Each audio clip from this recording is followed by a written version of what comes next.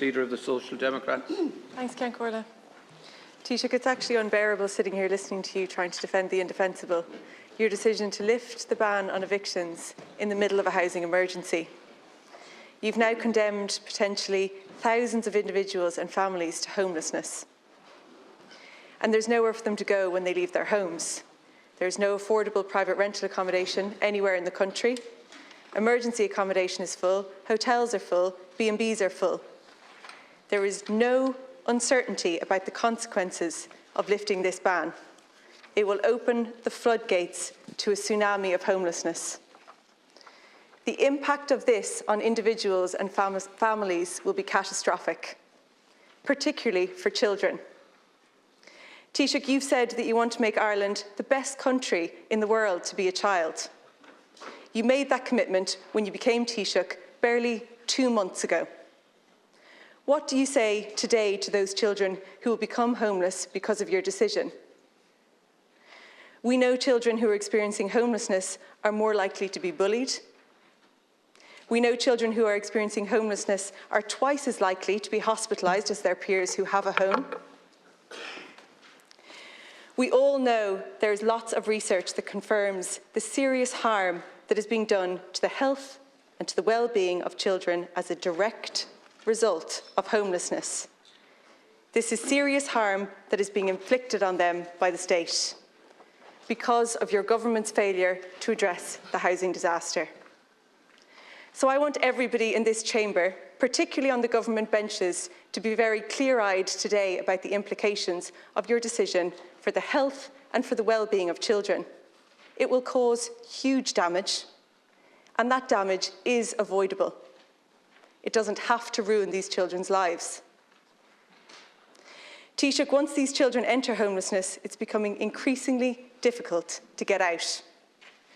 You were warned as recently as January by Dublin City Council that the number of homeless families in Dublin finding homes in the private rental sector has fallen to its lowest level in 5 years. What does this mean? It means there are now nearly 500 families who have been trapped in emergency accommodation for more than a year. It means there are more than 200 families who have endured more than 2 years in emergency accommodation. Housing is a human right because it means more than just a roof over our heads. Our homes provide us and our families with comfort, with dignity, privacy and security. This is why one of the most basic requirements in a functioning society is the provision of a secure and affordable home. It's supposedly the biggest priority of your government, and yet it is its biggest failure. Taoiseach, I have one question. Will you reverse this appalling decision? As I explained earlier, we made this decision because we believe it is the right one in the public interest, and that's the only reason why we would make a decision of this nature. We weighed up the pros and cons, listened to the arguments, and we decided on balance that this was the right decision to make, and it was for the 3 reasons that I outlined. It hasn't been effective in reducing the number of people in emergency accommodation. That's increased every month during which the eviction ban has been in place.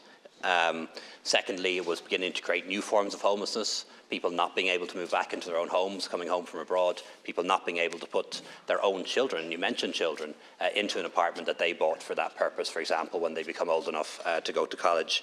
And crucially, we formed the view and formed the opinion that by extending this, the chances of getting new supply into the market, getting new landlords to rent out properties and apartments would have been very, very low. And there'll always be a turnover of people entering and leaving the rental market.